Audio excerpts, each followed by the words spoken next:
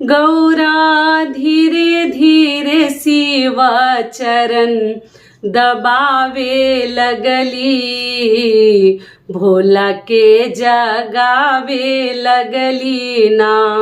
भोला उठी भयो भोर, चिड़िया करने लगी शोर, चिड़िया करने लगी शोर। गौरा भंगिया के गोलावा बनावे लगली, भोला के जगावे लगली ना।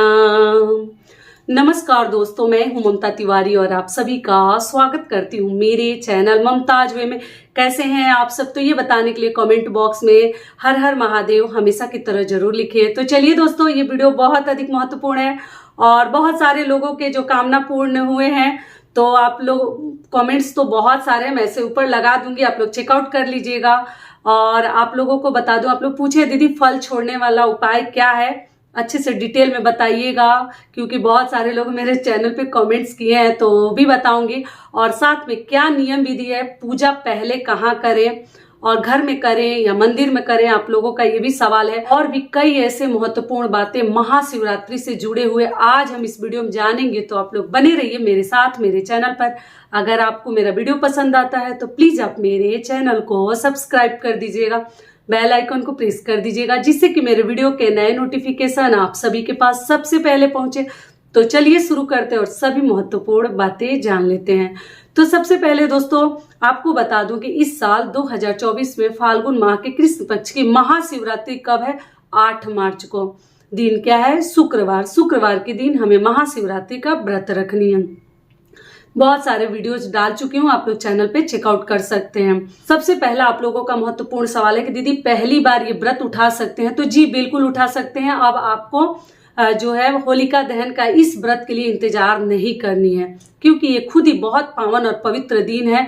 आप लोग ये व्रत की शुरुआत कर सकते हैं, मासिक शिवरात्रि की या प्रदोष व्रत की। क्लियर हो गया? अगली चीज क्या है कि दीदी ये व्रत जो है, अगर मान लीजिए उस दिन हमारे घर का मान है तो क्या उठा सकते हैं? तो देखिए, मान के दिन व्रत ऐसा कुछ तो नहीं है कि व्रत हमें नहीं करनी चाहिए।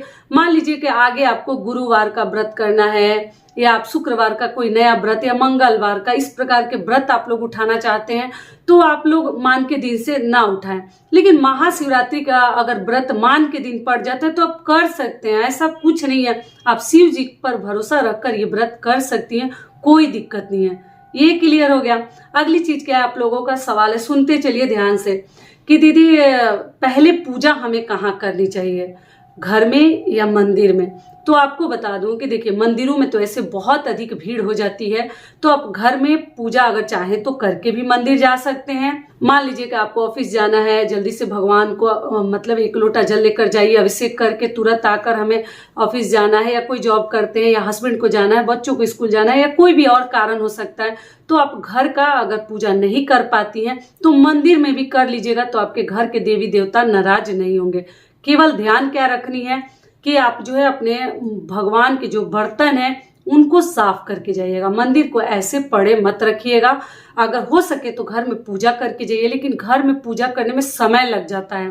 क्यों लग जाता है? कि हम पूजा करते हैं, पाठ करते हैं बैठकर, मतलब जो भी हनुमान चालीसा का कई लोग करते हैं, कई लोग जो है सुंदरकांड पढ़ते हैं, तो कई लोग है महामृत्युंजय का मंत्र करते हैं, तो समय लग जाता है पाठ करने में, चालीसा पढ़ने में। तो अगर समय है तो घर का ही कर लीजिए, नहीं समय है तो आप शिव जी को जल ढाल के आ जाइए, उसके बाद भी आप लोग जो है घर में पूजा कर सकते हैं, कहीं कोई मनाही नहीं है। केवल है कि बासी मंदिर को छोड़कर हमें जैसे बाहर नहीं जानी है। ऐसा नहीं घर हमारा, मंदिर हमारा ऐसे ही पड़ा है और हम जो है चले गए मंदिर में पूजा करने, तो बर्तन वगैरह धोकर, दीपक बाती अच्छे सजाकर और फिर आप लोग जाकर मंदिर में पूजा करके शिव जी की आ सकते हैं।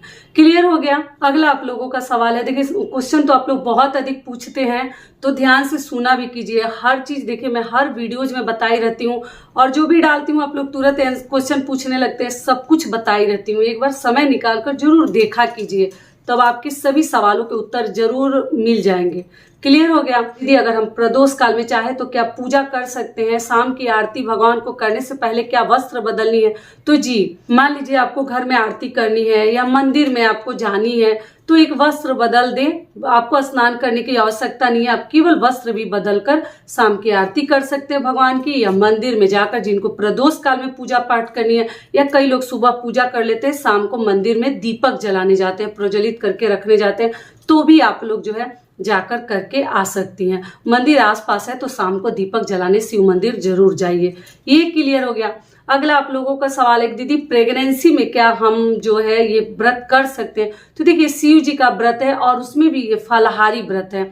नमक आप लोग मत खाइएगा, कोशिश कीजिएगा कि मीठा ही मतलब फल फलहार करें, जो भी टिकाऊ हो, सस्ता हो, जैसा आपका मतलब अपना देख लीजिएगा क्षमता, उस प्रकार के फलहार इकट्ठा कर लीजिएगा। हर आदमी ऐसा नहीं कि बहुत महंगे महंगे फल खरीद कर खा लेंगे, तो आप लोग जो है सस्ता टिकाऊ फलहार आप लोग जुटाकर इकट्ठा करके रख सकते हैं। जैसे मूंगफली हो गया, साबूदाना हो गया, और आप लोग देख लीजिए नमक नहीं खाइएगा, केला हो गया, कोन दूध हो गया, ये सब चीजें, शकरकंद दूध, केला दूध, ये सब खा सकते हैं।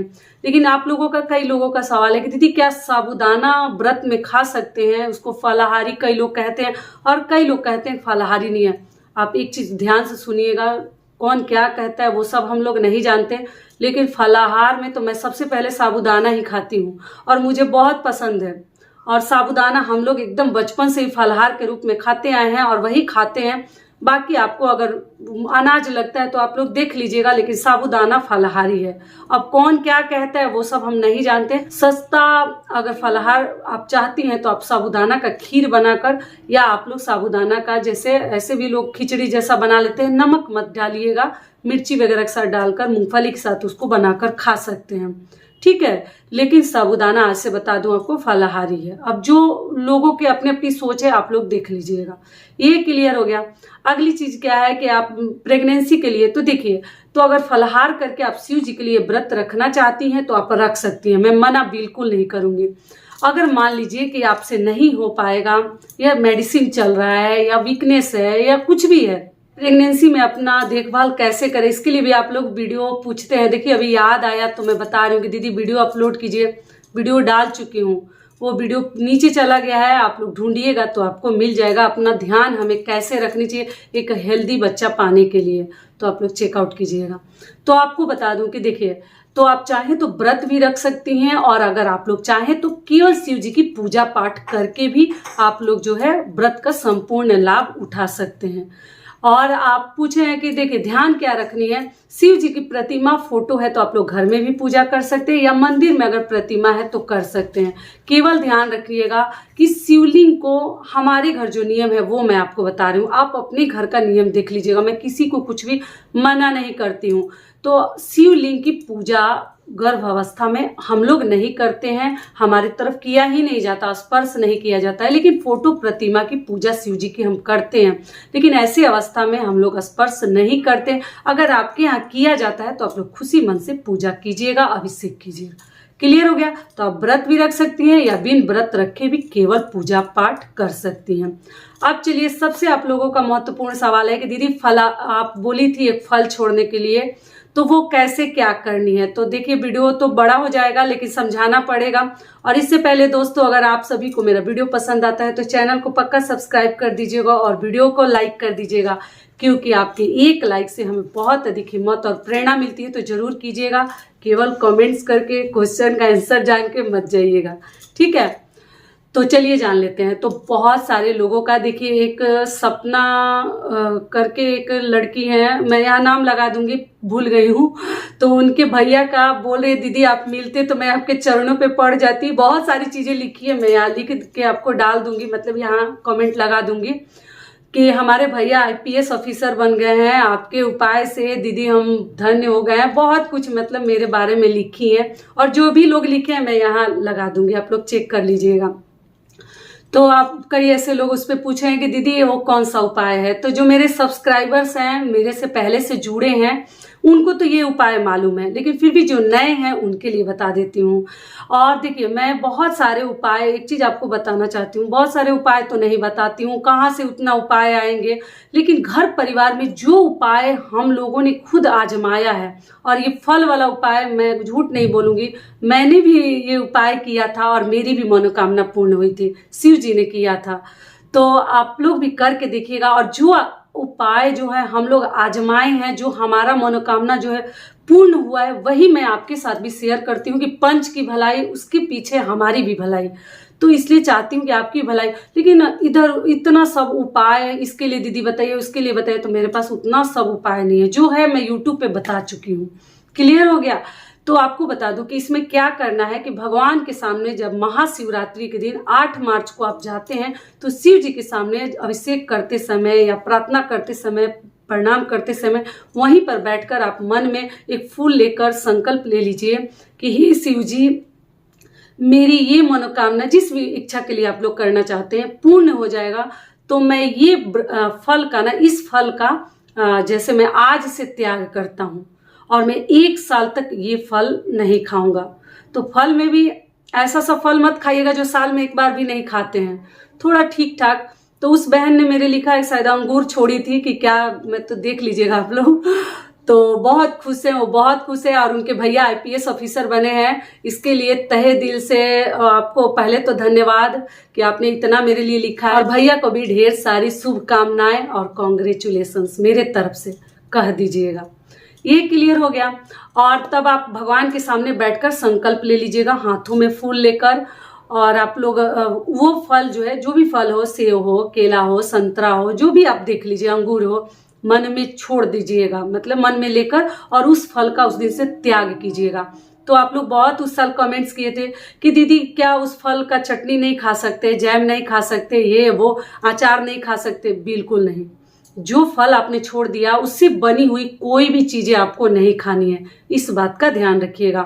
और भगवान अगर आपकी मनोकामना पूर्ण कर देते हैं, तो 1 साल के बाद जो है वो फल आपको खानी है।